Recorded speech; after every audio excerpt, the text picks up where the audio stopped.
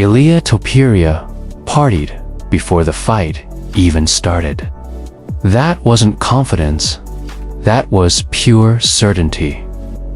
He predicted it, he apologized in advance, and then he delivered. Knockout. First round. And not against just anybody. This was Charles Oliveira, a former champion. A man who's faced the most dangerous lightweights in UFC history and survived. But not this time. Not against Ilia. The moment Charles Oliveira walked into the octagon, you could see he was ready to bring the same aggression he's known for.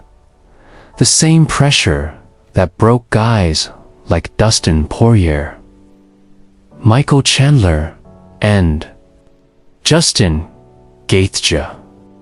But what Topuria knew, and what he explained beforehand, is that this aggression, this non-stop forward movement, it would be the reason Oliveira would fall. He walks forward, Ilia said. So I don't need to close the distance. The finish will happen in the center of the octagon. And that's exactly what happened. Charles walked into a short right hand, not a wild overhand or looping punch, a tight, technical, compact right that shut off the lights. And here's what's crazy.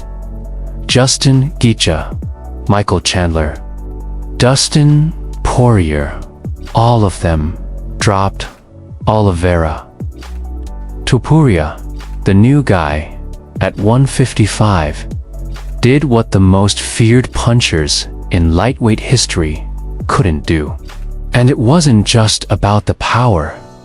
It was how he set it all up. Ilia didn't do anything flashy. He didn't throw wild combinations or spin around or waste energy. It was sharp boxing, high IQ striking. He constantly took slight angles off the center line, constantly measured distance with that stiff jab, and used shoulder rolls and upper body movement to protect himself as he stepped in. He wasn't just throwing a jab to gauge distance. He was stepping in with body weight behind every shot. Power jabs that were busting up Oliveira's face well before the finish. Oliveira was landing too, mostly with leg kicks and teeps. He knew Ilia's lowered stance made him vulnerable there, just like we saw in the Volkanovski fight. And it was working, chopping at that lead leg, kicking him off rhythm. But the trade-off was clear. Every time Charles threw, he had to expose himself. And Ilia started picking up on those patterns. There was a beautiful moment in the first round where Ilia faked his jab to draw Oliveira's guard and then fired it off once the opening came. Then later, he switched it up with a jab to the body when Oliveira was expecting it up top. These small variations forced Oliveira to overthink, hesitate, second-guess his defenses. And then came the knockout. Ilia steps in with another power jab. Oliveira's head snaps back violently. But Ilia doesn't stay in the pocket. He disengages, angles slightly off to the left. Oliveira bites, walking straight forward like a bull, charging the matador. And then, like a sniper, Ilia sidesteps again, just a few inches, measuring him the whole time. As Oliveira loads up a right. Ilia shifts, plants, and fires a right straight, short, tight, perfectly timed. Charles didn't see it. That's the key. When a fighter sees the punch coming, they brace for it, roll with it, move with the impact. But Oliveira never saw this one. He dropped his left guard at the worst possible moment, expecting to land his own right, and Ilia's punch snuck in clean, lights out. The follow-up left hook wasn't even necessary. Oliveira hit the canvas, slammed his chin off his knee, and ate two brutal ground-pound shots for good measure. And what's even crazier, earlier in the fight, they had a nearly identical exchange. Oliveira rushed in, jabbed, and Ilia sidestepped to throw that same counter right. But that time, Oliveira landed an elbow that intercepted Ilia's shot and broke up the rhythm. So it's not like Charles didn't have his moments. He just couldn't avoid that one fatal mistake later.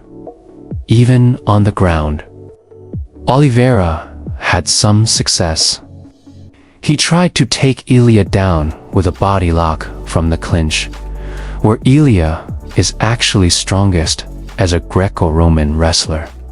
Ilia reversed the position, passed guard cleanly, and even threatened a crucifix. Oliveira used his insane leg entanglement skills to escape, one of the best in the world at those transitions. But Ilia stayed calm, landed a hard shot, broke the position, and reset. That's how you deal with Charles Oliveira on the ground. You don't panic. You hit him, and you get out. This wasn't just a win. This was a message. A guy moving up from featherweight in his first true lightweight test just took out arguably the greatest lightweight in UFC history in the first round.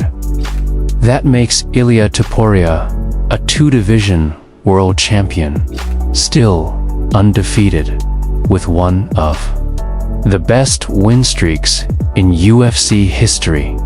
Volkanovski, Max Holloway, and now Charles Oliveira. That's a top 3 run ever. But here's the real conversation. What's next? UFC flashed 3 names on the screen: Justin Gaethje, Paddy Pimblett, and Arman Tsarukyan. Out of the 3, they're pushing Paddy. Why? Probably money. Big name, big crowd. But let's be honest, a win over Michael Chandler, who hasn't fought in forever, shouldn't get Paddy a title shot. Not when guys like Gaethje and Tsarukyan are waiting. And Gaethje, he's been vocal. Says he won't fight unless it's for a title or big money. He caught Dustin Poirier with that head kick. But is that really enough? Arman Tsarukyan, he's the dark horse. Stylistically, he gives Ilia the toughest fight. That wrestling, that explosiveness, he can push Ilia like no one else. I think he survives into the later rounds, maybe even drags it into deep waters. But Paddy, he's too hittable. Gaethje probably gets knocked out early. Arman is the guy. If anyone's going to stop this train, it's him. But honestly, The only man who really has the tools to match Ilia across the board might be Islam Makhachev. If Islam moves down from welterweight after his recent jump, that's the fight. Two monsters, both elite in striking and grappling.